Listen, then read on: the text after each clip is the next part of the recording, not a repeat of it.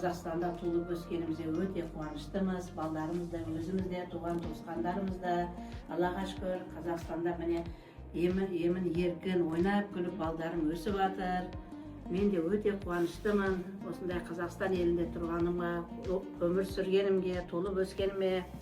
Міне жылда осындай наурыз кезінде балдарыма, неберелеріме наурыз көже істеп беремін. Әдемілеп түрлі наурыз көже істеп берем, қаттама нан істеп берем, бауырсақ істеп берем. Мына наурыз көжені әдемілеп, тәтті деп балдарым мақтап ішеді. Жылда бітіп осылай наурыз көжені істеп жүрем. Сонда бұл наурыз көжеге қыздарым айтады, неберелерім: әже, немен істедіңіз мына наурыз көжені дейді. Сонда мен қыздарым айтам, бұл наурыз көжеге 7 түрлі дәм қосылады деп.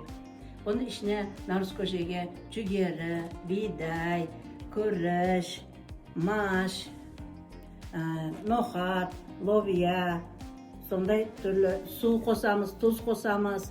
Сонымен соны қайнатып, ет қосамыз, былқылдап, қайнап көп қайнайды. Піскен соң оны суытып, балдарыма, неберелеріме құйып берем.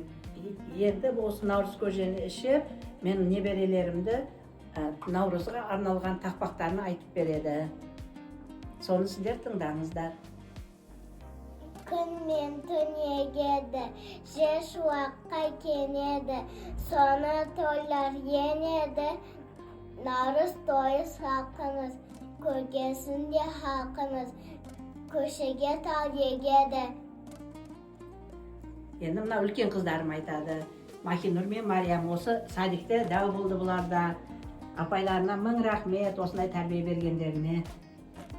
Қазақстаным менің кең байтақ жерім, даласы мен даласы жайнайды бұл елдің. Жанарып жайнаған көк берекелі, жарасқан ынтымағы көк берекелі. Қазақстанның елім менің, достық жарасқан ынтымағы биік елдің.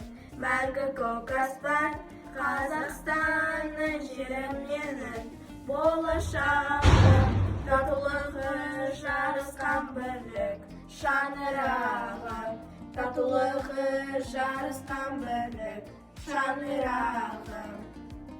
Наурыз құтты болсын!